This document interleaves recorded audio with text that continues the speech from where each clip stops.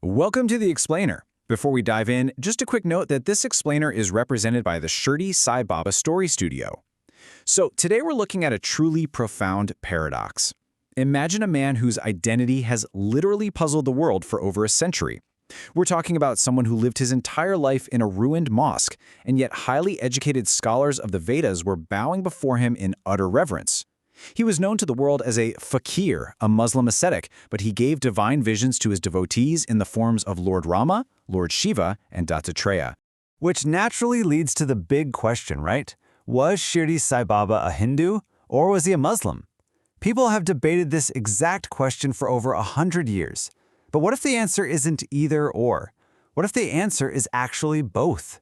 Today, we're going to step right past those labels to explore a man who didn't just preach religious harmony from a pulpit, he physically and spiritually embodied it every single day of his life. Living a life of extremely harsh penance, this fakir made his home in a totally dilapidated mosque. But here's the beautiful irony. He actually named that very mosque Dwarka Mai, which is of distinctly Hindu name. Despite dressing in a traditional kafni and presenting as a Muslim ascetic, he drew devotees from all walks of life who saw him as the absolute incarnation of God. He just completely defied every single label society tried to stick on him. Section 1. The Cosmic Mirror of Devotion. Let's move forward and really think about how he interacted with the millions of people drawn to Shirdi. You see, he wasn't just a teacher giving rigid lectures. His presence actually functioned like a cosmic mirror. When a devotee of Rama visited him, they didn't just see a saint, they experienced the absolute form of Rama. When a devotee of Dattatreya showed up, they saw the perfect guru of their heart. The omniscience here is just incredible. He knew their deepest secrets, their quiet household struggles, and even the exact idols they kept hidden away in their private prayer rooms. And this reveals his true spiritual mission. He never once asked anyone to change their religion. He wasn't trying to convert people. Instead, he simply pointed them inward, revealing the Paramatma, or the supreme consciousness within themselves.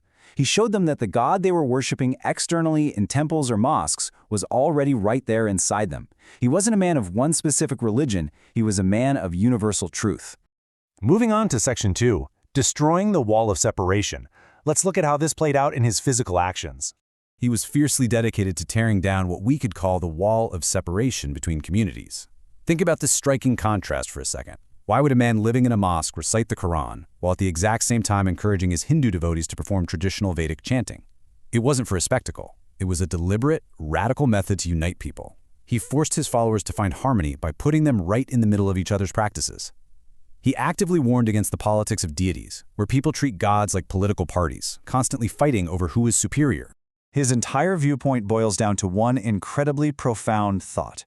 Just as a father has many children, the divine has many forms, but the source is one. He taught that fighting over religion is exactly like two brothers cursing and fighting their own father. It's a powerful analogy, right? It brings the abstract concept of universal unity down to earth in a way that anyone can instantly grasp. Section 3, The Hidden Guru Connection.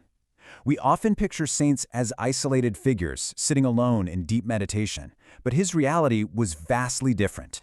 His deep omniscience allowed him to operate on a completely different plane, constantly interacting with other spiritual masters. His reach extended way beyond Shirdi. He proved time and again that all great souls are connected by the same divine thread. He wasn't trying to hoard followers. In fact, he often sent his devotees to other realized beings, like the Akokat Swami, or he'd miraculously appear in their forms to guide his people, proving that the gurus are ultimately one. Ultimately, he operated from a level of consciousness where time, space, and religion just have zero meaning. Through some truly incredible events documented by his closest followers, like a lizard's unseen prophecy or the miraculous healing of a dying child, he proved over and over that he was entirely beyond worldly physical limitations. Section 4. A Life of Radical Detachment. Now let's step back into the physical reality of his day-to-day life. It is truly mind-blowing to contrast his immense spiritual power with the absolute chosen poverty he lived in every single day. Look at the flow of wealth here. He lived in a place where wealth was constantly pouring in as dakshina, or alms, from wealthy devotees. But he never kept a single thing. By the end of each day, he distributed every last coin to the poor and needy. By nightfall, he was the exact same penniless fakir he was in the morning. He lived this way to show us that true abundance isn't found in what you possess, but entirely in what you give.